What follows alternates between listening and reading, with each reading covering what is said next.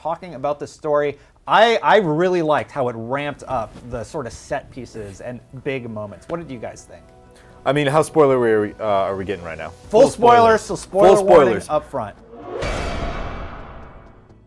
Totally agree. I wish that there were more encounters like the last one of General Assembly where you fight a helicopter. Oh, yeah, right. We joked about that. We said a tank. A tank. I'm like, it could be a helicopter. Yeah, well, there was that thing discovered in the DLC, right? Like, fight a tank or exclamation mark. I wish there were bigger set pieces like that because I think that's what the Division was missing later on. A lot of times, enemy types got increasingly more difficult, you know, from guys running at you with axes to shotguns to like fully automatic shotguns. But they were all kind of the same. And fighting a helicopter was really like the first thing that you did that was different. It broke it up. Yeah, it broke it up to where it was something new, and I wasn't really sure how to fight this thing at first, you know? I liked it. I thought the stories got stronger the farther it went, and I would have liked to see more of that. The narrative beats and stuff were great, and that last sort of cinematic where Amherst is talking about the virus in particular, I thought that was amazing, and I would have loved for that real dark and sort of apocalyptic tone to be in more of the game. Yeah, I think narratively it ramped up, and then mechanically it ramped up, and both of those culminated in that ending, which I think is great. That being said, I think the ending helicopter fight, while really cool, and while it did have some light mechanics like activate these turrets and then shoot it, I'd like to see more mechanical depth.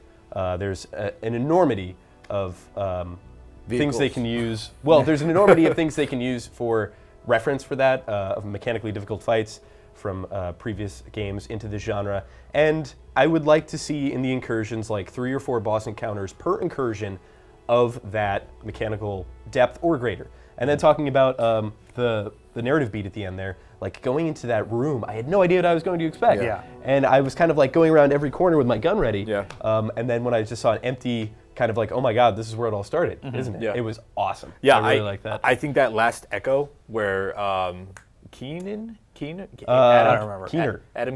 Yeah, Keener. was talking to you point blank, I thought that was one of the most powerful moments of the game. I was definitely gripped. Yeah. Because you're like, what happened here? You know, and you want to know more, and he delivers this. You see the body on the floor, and you see him sitting in the chair, and then he kind of moves through, telling you what his plans are. I mean, it's a total sequel setup. And that bombshell about the Dark Zone, I Yeah. did not see that coming. I thought that was really cool, that like, you know, the Division agents kind of came in, loved the anarchy of the whole place, and they're like, well, let's just have this forever with the Dark Zone, or at least they wanted their own walled-off section that was free of conventional they got rule. basically left behind, right? Like they went in there to take care of things and then got abandoned, and so I think that's sort of where Adam Keener became dejected and started this whole, I'm gonna weaponize it, and you know, if power is the only currency in New York now, and he's got the virus, he's the most powerful person in in New York. Yeah, for me, the gameplay in those final few missions, it was really, really cool. And the people that I was playing with, they were like,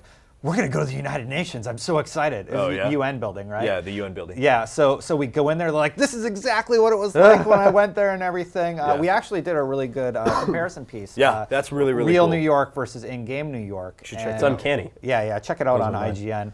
The full video, but yeah, like it's moments like that where it's sort of like larger than life. You know something big is going to happen if you're going to the UN, you know, and it does. You fight a giant helicopter, and I like that. I hope to see more of that. Sure. Even leading up to that with the Russian consulate mission, I really liked how you know we were talking about like baseball bats, then axes, then shotguns, and my God, there's nothing more brutal than shotguns in challenge mode. But they're way harder than even the final boss. But I like how it ramped up. And even like the side missions got more mechanically interesting, even though it was a little bit too slow for my taste, and they were a little bit too similar from the things we were doing at the start of the game. By the end of the game, I definitely felt as though I got the game was giving me more to like, we trust you, and we trust your intelligence and what you're capable of as a player. I totally agree. I think the majority of the Division is sort of a one-note Johnny, where it does one thing, but it does it really, really well. And then later on in the missions, it started to get a little more, like you said, trusting. Like when you fight other Division agents, first wave agents like Hornet and Domino, and there's one other guy, I can't remember his name. like those fights were very interesting to me. I would have liked to see an entire room full of Division agents. Can you imagine, like, you know, Yeah, every like a council every kind of video fight. game does the dark mirror, like, you know. Yeah. So Shadow your Link. squad versus your squad versus the Shadow Squad. Oh, that'd and be like so you great. four just go at it. Like I'm thinking seeker mines and support stations and ballistic shields. I would have loved to see that encounter. And who knows? Maybe Keener has got 3 friends in the DLC that you're going to run up against. Sorry, but totally quick sidebar I would here. love to see that. And we're talking about, you know, giving players more in terms of complexity. There was one mission, my least favorite mission in Structure was when you have to activate the virus scanners and go around. Oh, and there was God. one virus scanner mission that totally threw a curveball, which at the start I was furious, and by the end I was like, that was actually kind of fun.